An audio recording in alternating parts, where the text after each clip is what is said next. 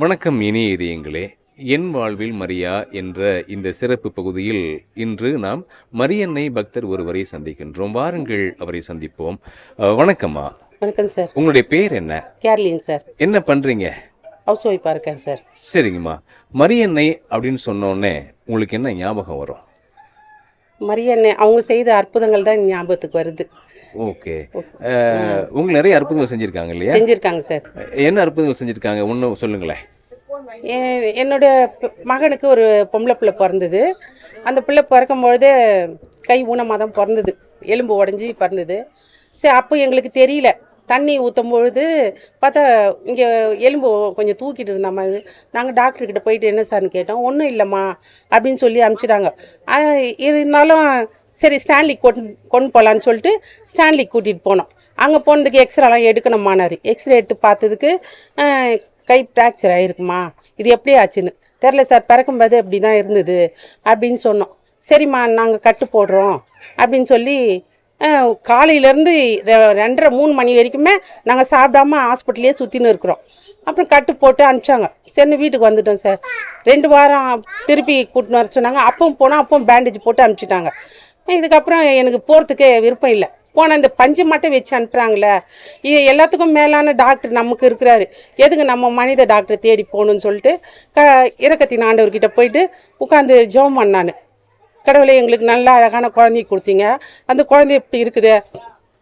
மனசு கஷ்டத்தோடு அழுதுட்டு மாதா கிட்டே போய் உட்காந்து ஜோமால சொல்லிட்டு, அம்மா இந்த குழந்தை நீங்கள் கொடுத்தது உங்கள் சாயலில் கொடுத்துருக்குறீங்க, அதனால் இந்த குழந்தைய நீங்கள் சுகப்படுத்தி கொடுக்குறது உங்களுடைய விருப்பம் தான் அப்படின்னு சொல்லிட்டு நான் வந்துட்டு அதுக்கப்புறமா பார்த்தா அந்த எலும்பு கொஞ்சம் கொஞ்சமாக அப்படியே அந்த வீக்கம் வந்து மறைய ஆரம்பிச்சிது.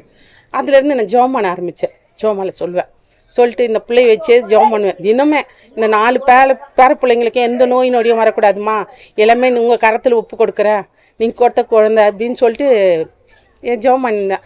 அப்புறம் பார்த்தா நல்லா ஆயிடுச்சு. ஒரு நாள் நாங்கள் ஸ்டான்லி கூட்டின்னு போனோம். நானும் என் மருமகளும் தான் போனதுக்கு அங்கே பார்த்து டாக்டரு சரியாயிடுச்சுமா அப்படின்னு சொல்லிட்டு சொன்னாங்க. ஒன்றும் இல்லையம்மா, நீங்கள் ஏம்மா தூக்கிட்டு வந்தீங்கன்னு.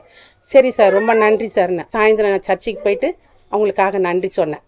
இன்னைய வரையில் என்னை வழி நடத்தி கொண்டு வந்துடுது மாதாவுக்கு கொடாக்கோடி நன்றி செலுத்துகிறேன். நீங்கள் தனிப்பட்ட ஜெபம் செய்கிறீங்களா? எது மாதிரியான ஜெபங்கள் செய்கிறீங்க? தனிப்பட்ட முறையில் எனக்காக இல்லைனாலும் நான் மற்றவங்களுக்காக ஜெபிப்பேன்.